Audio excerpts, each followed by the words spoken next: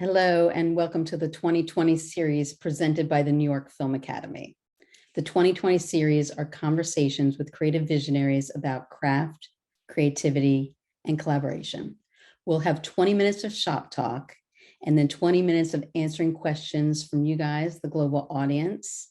So please write into the Q&A. I'm Liz Hinlein. I am a director and creative director at New York Film Academy, and I am so honored to have a brilliant genius writer, showrunner, Sheryl Anderson with us today. Hello, Sheryl, look at us. Hey, Liz, thank you for that rather daunting introduction.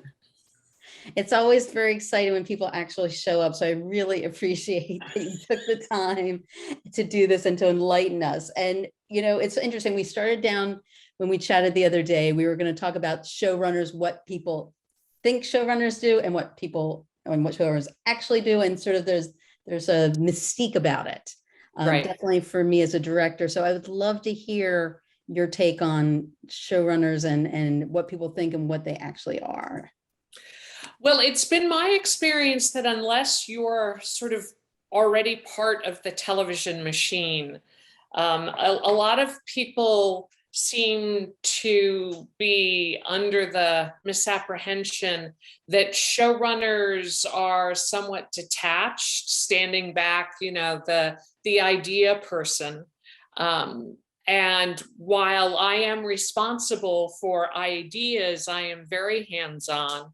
I am the head writer of the show, and as the showrunner, I am in charge of everybody else in the writer's room, making sure that they deliver material to me on time so that I can help them get it in the best shape possible to get it to the network and the studio on time. And then on the production, and as part of that, I am what we used to call the final pencil. I guess I am now the final keyboard, in that I take a pass on everybody's work to make sure, whether it needs a tweak or a lot of help, that it is optimal for delivery. And then when we're in production, I work with the line producer, the UPM, the department heads, the directors, everybody, to make sure that production flows smoothly, but also working with the actors and the directors to make sure we're getting what we need artistically, while we're staying on schedule, while we're staying on budget, while everybody's staying happy with each other. I have taken this, calling myself a show mother rather than a showrunner, because so much of this job is making sure that everybody plays well with each other, gets their homework and chores done on time, and feel good about what they've done at the end of the day. So is it like trial by fire? So how do you train to go from writer to showrunner? You come up through the ranks. I mean, I've been writing television for decades, and you come up through the ranks from what we, from staff writer, which is the most junior position, up until you're a co-producer, a producer, a supervising producer, learning every step of the way. And if you're lucky, you learn from good showrunners with good practices.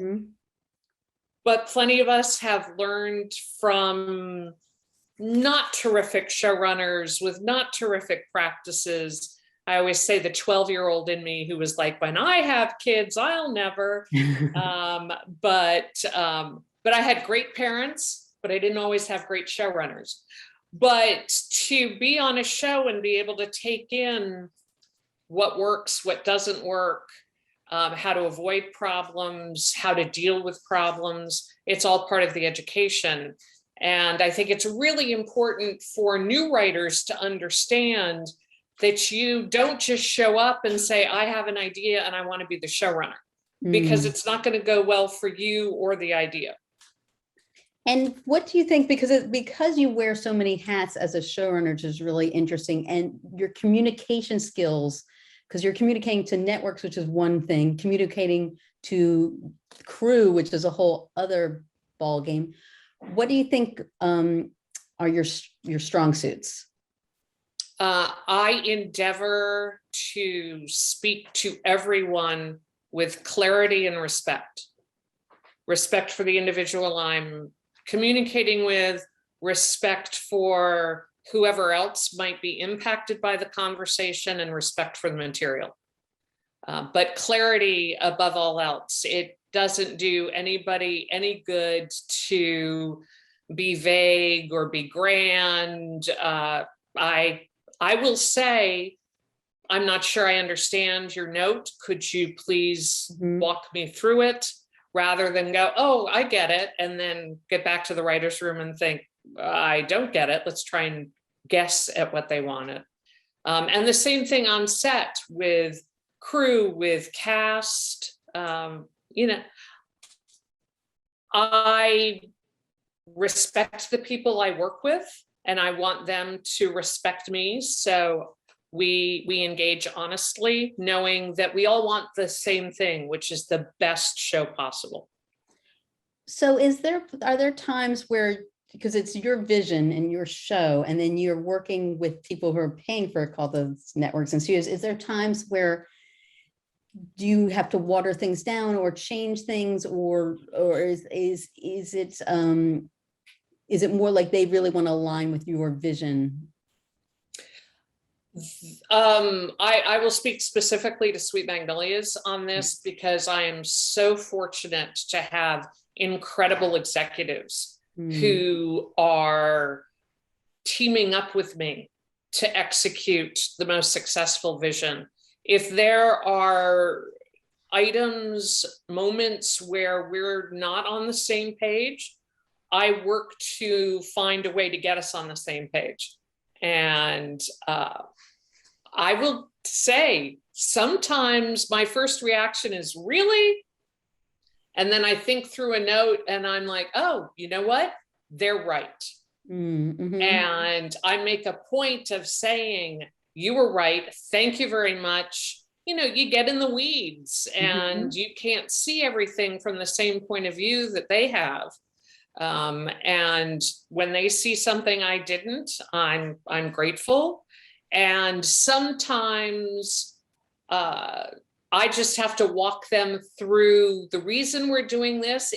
It pays off later. Right. And if I tell you that, does that help this? It's a very genuine conversation. And I absolutely adore them. I have really smart, really precise executives. So I trust them a lot.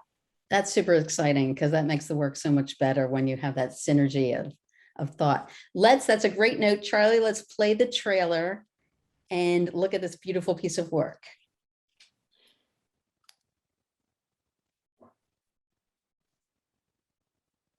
I'm holding it together by duct tape and happy thoughts, and I'm near out of both. My divorce papers. All you have to do is sign those, and your marriage to Bill Townsend is officially over. I have to get a new job. I have to get a new everything. Which makes this the perfect time to start something new. Just one signature and it's all over. Who has a pen? Oh, I thought you never asked. We have been talking about going into business together. Remember the Sweet Magnolias? We three are gonna turn that big old house into a glorious spa. If I really am good at this, why am I not able to put a family together for myself? My food makes people happy. It gives them a reason to come together. Well, now that we've established that Bill is not what you want, can we move on to what you do? Namely, a tall, handsome coach? Ty, hi. He is my son's coach. So there is a little something there. Why does everyone think they can sit in judgment in my life? People are trying to help you because they love you and they believe that you deserve better. You have truly found yourself a unicorn. A unicorn with a six-pack. You said you wanted to build a life with me. I believe there is not a problem that cannot be solved by having a drink and a talk with the two of you. See what happens when you allow yourself to dream.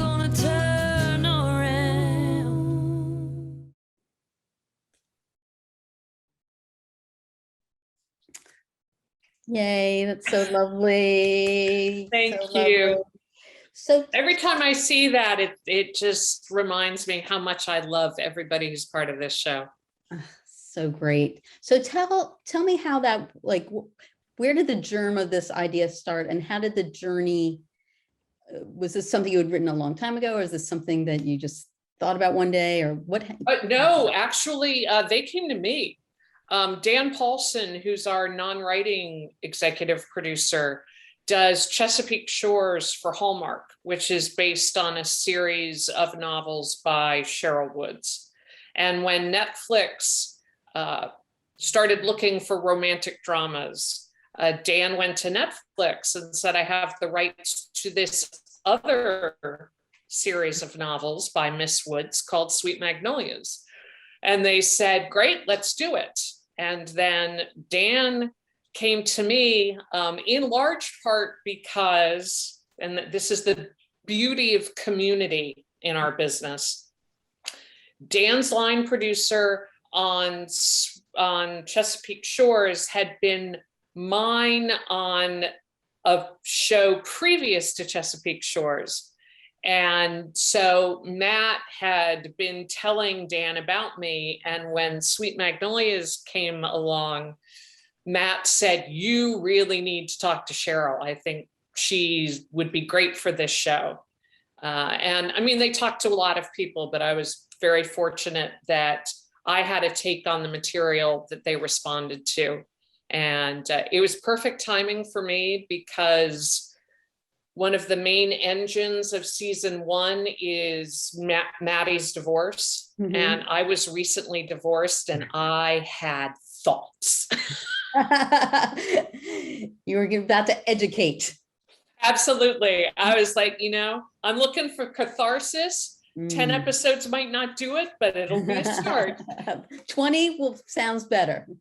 Yeah, absolutely. Yes. And 20 episodes in, I actually still have things to say, but it's been a great process. So, and Miss Woods, the novelist, was terrific from the get-go because I called her and I said, I love the books, but we're also going to change some things. And she has been terrifically supportive. And as I said, collaborative. And we had a little bit of a cliffhanger at the end of season 1. Mm-hmm. And everybody on Twitter was like, I'm going to go read the books because I have to know what happened. And what happens at the end of season 1 doesn't happen in the books. Oh, but God. I was like, yes, you should go read the books because she deserves the readers, but you're not going to get your answer. So I'm just curious, when you had to, did you have to like read them and pitch your idea, or was it, did you have to write something, or how did you get the job basically? I pitched my take on it. Mm-hmm. And then on that and the strength of my credits. And I genuinely am not sure what of mine Netflix read. But then, you know, like I said, my credits and whatever of my work they read, plus my take, they said, okay, let's do this. That's great. And we jumped right in. We didn't even write a pilot. It was a 10 episode order. They don't do it that way anymore. But at that point, they were doing that. So we just jumped in and started running from day 1. And what did you learn from season 1 to season 2? I became better friends with our characters. Mm-hmm. So I had a greater sense going into season 2 of where we could take these people, but also because I was able to be on set for all of the production of season 1, I got to know the cast and I could tell like, oh, you know, he's funnier than we're letting him be. It would be interesting to explore that in his character or her character. Just the different levels and colors that actors could play. I was like, oh, there's an opportunity to explore that. So how do we twist their path in season 2 to reveal that other side, which I am now confident this actor can play. Right, exactly. And when you are working with like your writing team, is it also mentoring them as well, do you find, or? To a large extent, just because I have a predominantly younger staff. And I do think that that's one of my jobs as a showrunner too, is to bring up the next generation. But I run a very democratic room. You know, a good idea is a good idea. I don't care who it comes from. And everybody is equally invested in every episode, regardless of who's going to get sent off to write it. My main goal in the room and on set is that everyone feels safe, heard, and respected. And that's my bottom line. So in the room, I want people to feel comfortable to share from the depths of their hearts, because that's where great stories come from. And I used to kid them, the goal is to make each other cry once a day and make each other laugh out loud once a day. We do it far more often, but I want that balance of laughter and tears in the show. So I want everybody to be comfortable enough in the room to experience that balance as we're creating. And that really shows through in the show, because there's so much humanity in the show. I appreciate that. It really does. So we have a bunch of questions, a lot of them. So we're just going to jump into a couple and, and go from there. Mark asks, thanks so much. What does one need to pitch and get greenlit on a new show for cable or streamers? In our last pitch, we had a pitch deck, mostly graphic, and an 8-minute verbal pitch, and no request for Bible, script, synopsis, etc. Is that a new normal? I don't know that there's ever a normal. When I go out, I have a deck and I have a pitch, but my pitches are closer to 20 minutes. And I will say, as a member of the Writers Guild of America, Bibles are paid steps. You should not be offering a Bible up front. Most of the people who ask for Bibles they know they're asking for free work. So you should be able to have a pitch and a deck and know in your mind what comes later. Then that actually should be part of the pitch, sort of a hint of seasons to come. But you don't need a Bible to pitch. And what about the video or shooting something? Is that something you do? I don't. I'm very lucky. My assistant makes great decks, but they're all graphics. I find that most people who do sizzle reels are directors also. And I'm not a director. So I just want to tell the story and then use the images on the deck to help people maintain focus on a Zoom. I never used a deck before the world changed. Wow. And do you feel comfortable being more like the actor in the room telling the story? Yes. And I gotta say, because I was practicing a pitch with producers yesterday, I kind of love pitching on Zoom because I can have my pitch pages on the screen and I can basically be reading and they can't tell. But when I think of the weeks that I would sweat memorizing a 20-minute pitch, and now I'm just like, wait, let me tile my screen. Our show opens and it's wonderful, and it's less stressful for me, so I can be more in the moment. 100%. But do you find, did you get better at pitching as you went along? Like better? Oh, absolutely. Oh, when I first started pitching, I was this nervous little nerd who was like, the idea speaks for itself. Mm. And then I learned by actually being on staff with people who had been actors. I was like, oh, I see. It really makes a difference if you inhabit the story a little bit. And now I'm full on what I used to do when my kids were little and I was telling them a bedtime story. You know, this character, I mean, not to the extent that I do voices or anything, but I try to act out an entertaining story. And do you think is it because people would rather see it than read it? Like, do you feel like it has to come to life in some way for them, in front of them? Well, I think you want to portray the energy and the tone that the show is going to have, and what better way to do that than to show, not tell. Yeah. Because I mean, I think the best idea in the world can run up on the rocks if you're like, so there's this chemistry teacher and he starts cooking meth and life gets kind of messy. Right.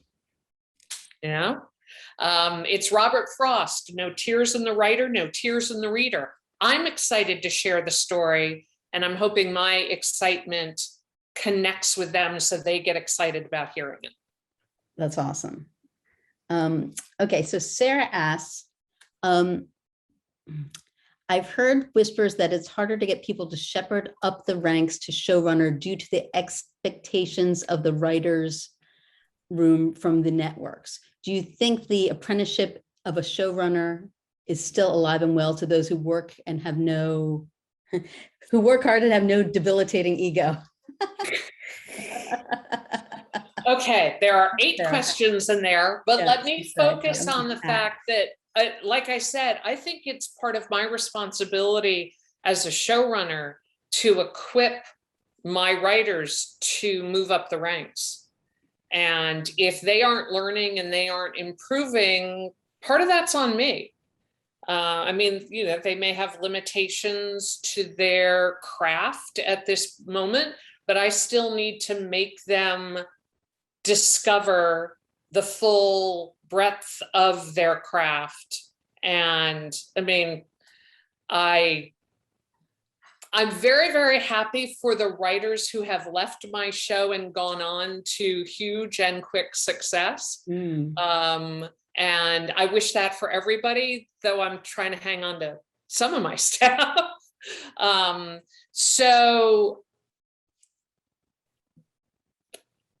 to Sarah's point, there are certainly people for whom that is not a priority. It is a priority for me. And when you're putting together a writer's room, because coming from being a director, it's so magical how people appear there. Do you want to read things that look like your show, or do you want to read things that are good, that just are good to show that they're a good writer? I need to be fairly specific on a couple of levels. Not everyone can write every show. Right.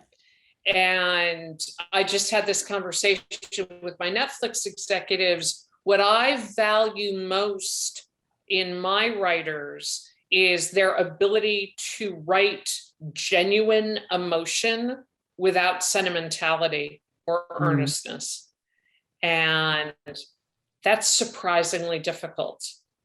When we were staffing season 1, Dan would get very excited about like thrillers. And I'm like, I get it. It's a great script, but that's not what we're doing. So I need to see samples that are preferably family dramas with deep and genuine emotion. Now, if somebody's thriller is spectacular, I will say, do they have something else that's closer to what we're doing? But I mean, I read tons of writers that I just can't hire. I we're a low budget show. I have a tiny room. So I need to focus in on the specific skill sets that I need. And that is a really interesting skill set, because you would think with that sort of emotion and say positivity of your show, sentimentality follows close nearby. And But really you need the people who know when to stop. right, police it in a way. Right, right. Exactly. That's very interesting. And probably a good goal for your writers. And, you know, I mean, it gives, that's like their hurdle they need to. Right, right. Well, and again, I mean, we want to move each other to both tears and laughter, but from a genuine character-based place, not an artificial tug on the heartstrings.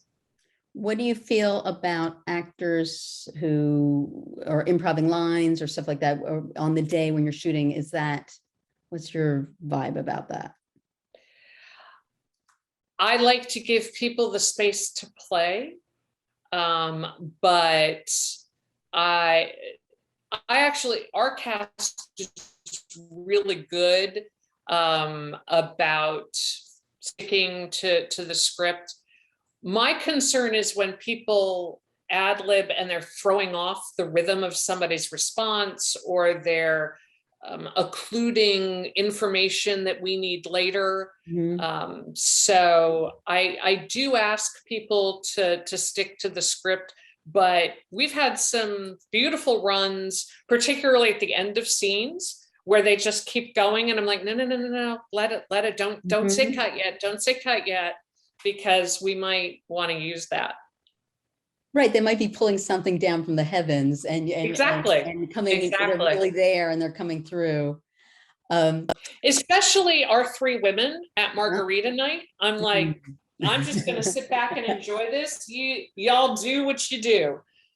Now you can share with me if they're spiked or not. We'll just keep it between ourselves. That's right. Nobody's listening, right? Exactly. We have a friend here. Mary Lou Belli is here with us, and she asked, what is your favorite part of your job? Meeting wonderful people like Mary Lou. That's my favorite part of my job, is telling fabulous stories in the company of other fabulous artists. And Mary Lou came in and directed for us on season 2. And not only brought our cast to great heights, made me cry on a regular basis, but also taught me so much in the brief amount of time she was with us, and big lessons that I will carry forward to whatever I do next. So that's my favorite part, is embracing other storytellers and learning from them. And did you have a mentor at all, like a writing mentor or anything that helped you?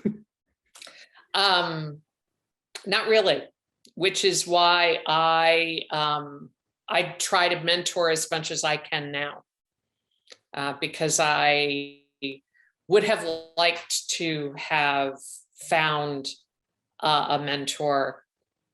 Then I didn't. Yeah, I think a lot of people have not, because it's a little bit everyone for themselves at some point in the thing. Yeah. And what do you find that is more challenging about the job these days?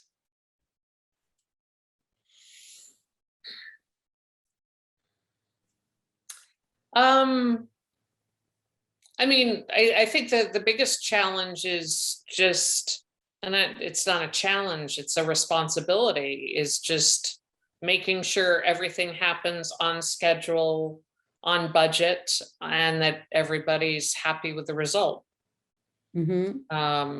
So, which can be very challenging, but it's what I signed up for. So I don't think of it as a challenge. I think of it as the gig. Right, the game.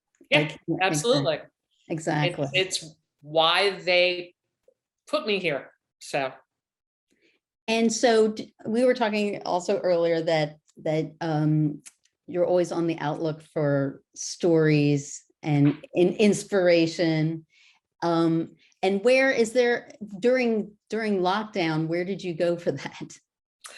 Well, I read a lot and I viewed a lot.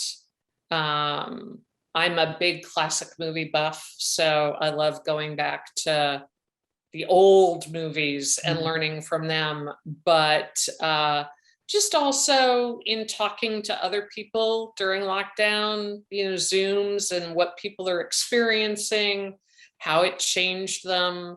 I am continually eavesdropping on people's lives and thinking, that's interesting. When my brother and I were little, I mean, looking back, it might have just been to get us to be quiet and behave. But I think my mother was also sort of a natural storyteller. We'd be waiting at a restaurant or somewhere else, and my mother would whisper, "See those people over there? They don't look very happy. Why do you think they're unhappy?" And my brother and I would be like, "Well, I think," and we create all these big stories about the people on the other side of the restaurant. And it's a game my kids play now. It's about human observation and constantly saying, what if, what if, what if? If you didn't go down the path of a writer, what were other paths that would have been really cool for you? So no kind of writing at all. Maybe one of your lives that you lived. I love teaching. I would have happily been a teacher. And I enjoy teaching now when I do workshops and such. And at one point in my life, I wanted to go into naval intelligence because my father was a naval officer, and working in intelligence, solving problems, putting puzzles together, I thought would have been fabulous. But I could totally see that. And then you have good outfits too, alongside that. There you go. There you go. SyFy, working for the government. Exactly. I grew up in DC, and I literally grew up with spies and intelligence officers and military officers. So just that whole sphere was very attractive. I'm not sure I would have done well. I don't have a good poker face, but it was attractive. And do you feel like those stories, especially that's a whole different world compared to, let's say, Sweet Magnolias? Is that, just curious, something you're interested in exploring in your work?